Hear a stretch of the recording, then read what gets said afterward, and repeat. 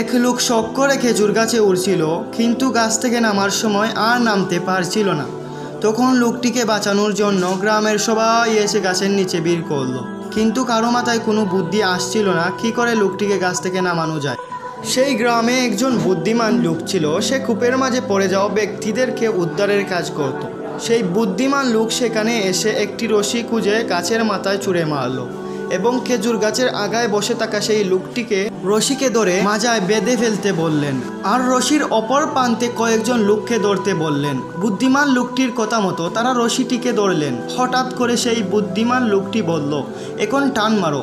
লোকেরা রশি ধরে টান দিল, সাথে সাথে সেই খেজুর গাছে থাকা লোকটি মাটিতে পড়ে মারা গেল। তখন গ্রামের লোকেরা বলল, আপনি এটা কেমন কাজ করলেন? লোকটা মরে গেল। তখন সে বুদ্ধিমান লোক বলল, ভাই, এটা লোকটার কিসমতের দোষ, আমার কোনো দোষ নাই। এই একই রকম টেকনিক কাটাইয়া অনেক মানুষকে আমি থেকে বের করেছি।